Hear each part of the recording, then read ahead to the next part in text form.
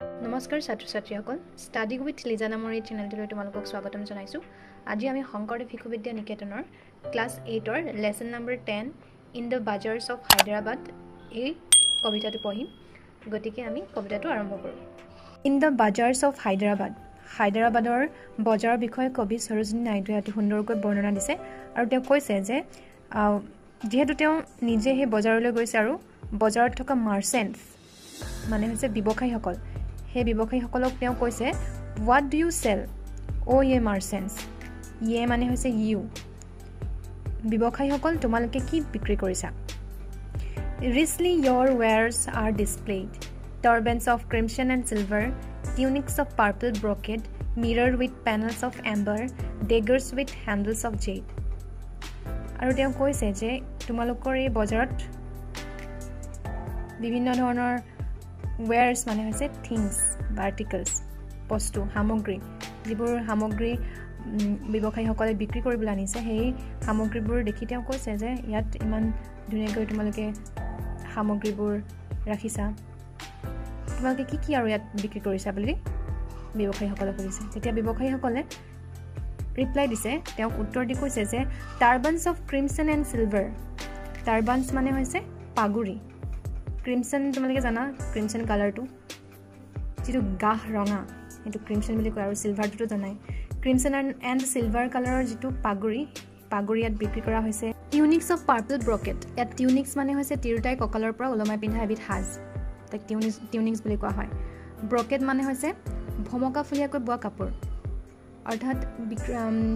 মাৰ্চেণ্টসকলে কৈছে যে ইয়াত তিৰোতাই কঁকালৰ পৰা ওলমাই পিন্ধা যিবোৰ সাজ বেঙুনীয়া কালাৰৰ আৰু ভমকাফুলীয়াকৈ বোৱা কাপোৰ, সেইবোৰ ইয়াত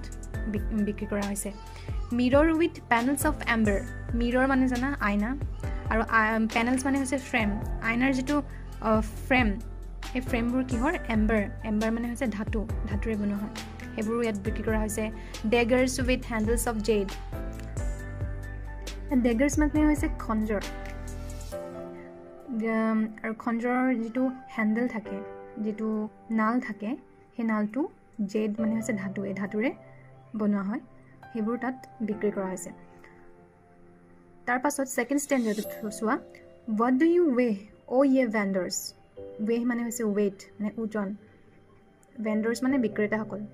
বিক্ৰেতাসকল তোমালোকে কি ওজন কৰি আছা। Saffron and lentil and rice, তেতিয়া তেওঁলোকে উত্তৰ দিছে যে ছেফ্ৰন মানে হৈছে কুমকুম, আৰু লেণ্টিল মানে হৈছে মচুৰ মাহ, আৰু ৰাইচ মানে তোমালোকে জানা। চ' কৈছে যে ভেণ্ডাৰ্ছসকলে আমি ইয়াত saffron and lentil and rice বিক্ৰী কৰিছোঁ। What do U গ্ৰীণ্ড O' A maidens, maidens মানে কুমাৰী, যিসকল ছোৱালী অবিবাহিত তেওঁলোকক মেইডেন্স বুলি কোৱা হয়। তেওঁলোকক কৈছে যে তোমালোকে কি খুন্দি আছা, গ্ৰীণ্ড মানে খুন্দা। চেণ্ডেলউড, হেনা এণ্ড স্পাইচ, আৰু তেওঁলোকে উত্তৰ দিছে যে চেণ্ডেলউড মানে হৈছে চন্দন কাঠ, তেওঁলোকে চন্দন কাঠ খুন্দিছে। হেনা মানে জানা এবিধ মূৰত লগোৱা যিটো ৰং, সেই হেনা তেওঁলোকে খুন্দিছে। স্পাইচ মানে হৈছে মছলা। হোৱাট ডু ইউ কল অ' এ পেডলাৰ্ছ মানে হৈছে ফেৰীৱালা, ইয়াত কবিয়ে এইটো কাৰণে উল্লেখ কৰিছে যিহেতু ফেৰীৱালাসকলে চিঞৰি ঘৰে ঘৰে বস্তুবোৰ বিক্ৰী কৰিব আহে, সেইকাৰণে কৈছে যে হোৱাট ডু ইউ কল অ' এ পেডলাৰ্ছ, ফেৰীৱালাসকলে যে তোমালোকে কি বিক্ৰী কৰিব আহিছা। চেছমেন এণ্ড আইভৰি ডাইচ, চেছমেন মানে হৈছে যিটো দবা খেলক কোৱা হয়, এণ্ড আইভৰি ডাইচ, আইভৰি মানে হৈছে হাতীৰ দাঁতেৰে তৈয়াৰী এটা, ডাইচ মানে যিটো পাখাগুটি সেইটো কোৱা হয়। হোৱাট ডু ইউ মেক অ' এ গ'ল্ডস্মিথ মানে সোণাৰীসকলক কোৱা হৈছে যে তোমালোকে কি বনাই আছা। ৰিচলেট এণ্ড এংকলেট এণ্ড ৰিং, তেতিয়া সোণাৰীসকলে উত্তৰ দিছে যে ৰিচলেট মানে হৈছে হাতত পিন্ধা এবিধ অলংকাৰ, খাৰু, এণ্ড এংকলেট এইটো হৈছে ভৰিত পিন্ধাৰ অলংকাৰ, যেনেকৈ নুপুৰ বা পায়েল, এণ্ড ৰিং মানে হৈছে আঙঠি। Bells for the feet of blue pigeons, আৰু পাৰ চৰাইৰ কাৰণে ভৰিত পিন্ধা bell. Frail as a dragonfly's wing, dragonfly মানে হৈছে জীয়াবোৰৰ যিবোৰ উইং মানে হৈছে পাখিখন, যিহেতু কি হয় ফ্ৰেইল, খুব দুৰ্বল বা পাতলা, সেনেকুৱা ধৰণৰ পাতলা পিজেন্স পাৰ চৰাইৰ কাৰণে ভৰিত পিন্ধা বেল তেওঁলোকে তৈয়াৰ কৰিছে। Girdles of gold for the dancers, আৰু ডেন্সাৰসকলে যেতিয়া তেওঁলোকে কঁকালত এটা টঙালি বা কঁকালত তেওঁলোকে যিটো পেটি মাৰে সেই পেটিটো গোল্ডেন কালাৰ হয় সেই এনেকুৱা ধৰণৰ পেটি তেওঁলোকে বনাইছে scabbards of gold for the king আৰু ৰজাসকলে তেওঁলোকে যেতিয়া য'ত তৰোৱালখন তেওঁলোকে থয় অৰ্থাৎ তৰোৱালৰ যিটো খাপ সেইটো তেওঁলোকে তৈয়াৰ কৰিছে হোৱাট ডু ইউ ক্ৰাই অ' এ ফ্ৰুইটমেন তাৰপাছত ফ্ৰুইটমেনক তেওঁ সুধিছে যে হোৱাট ডু ইউ ক্ৰাই তুমি কি বিক্ৰী কৰিছা তোমাৰ যিহেতু ফ্ৰুইটমেনসকলে কি কৰে তোমালোকে যেতিয়া বজাৰ যোৱা তেতিয়া দেখা যায় বাইদেউ আম লৈ লওক কল লৈ লওক এনেকৈ চিঞৰে নিশ্চয় তেওঁলোকে এনেকৈ চিঞৰিছে আৰু কৈছে যে চিট্ৰন পমগ্ৰেনেট এণ্ড প্লাম নেমু ডালিম আৰু বগৰী তেওঁলোকে বিক্ৰী কৰিছে হোৱাট ডু ইউ প্লে অ' মিউজিচিয়ানছ তাৰপাছত তেওঁলোকে মিউজিচিয়ানসকলক সুধিছে যে তোমালোকে কি প্লে কৰিছা কি বজাইছা চিটাৰ চাৰাংকি এণ্ড ড্ৰাম তেওঁলোকে বজাইছে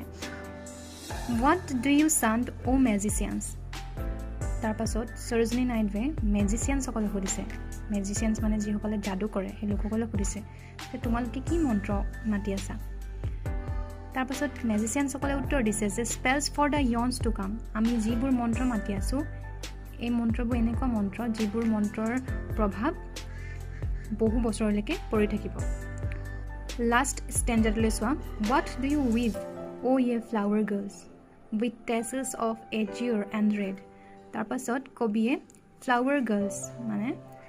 ফুলৰ যিবোৰ ছোৱালীয়ে ফুলেৰে তেওঁলোকে কি কৰি আছে বৈ আছে সেই ছোৱালীসকলক কবিয়ে সুধিছে যে তোমালোকে কি বৈ আছা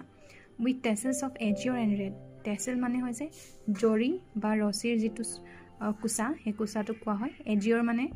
নীলা কালাৰ আৰু ৰেড মানে জানাই অৰ্থাৎ তেওঁলোকে কৈছে যে তেওঁ সুধিছে যে তোমালোকে নীলা আৰু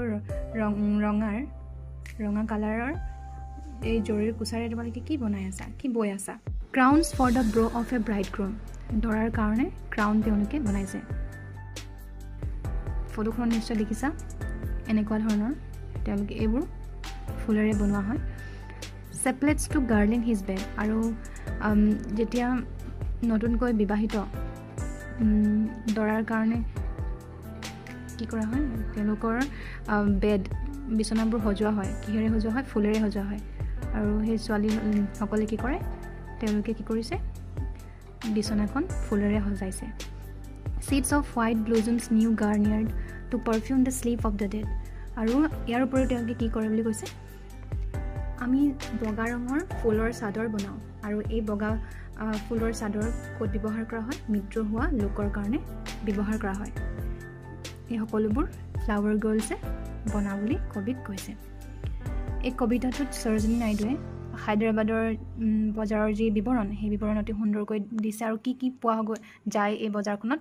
তেওঁ ধুনীয়াকৈ এই কবিতাটোৰ জৰিয়তে বৰ্ণনা কৰিছে তোমালোকে নিশ্চয় বুজি পাইছা যদি তোমালোকে ভিডিঅ'টো ভাল পালা তেন্তে লাইক শ্বেয়াৰ আৰু কমেণ্ট কৰিবলৈ নাপাহৰিবা লগতে ছাবস্ক্ৰাইব কৰিবলৈ নাপাহৰিবা আজিলৈ সামৰিছোঁ নমস্কাৰ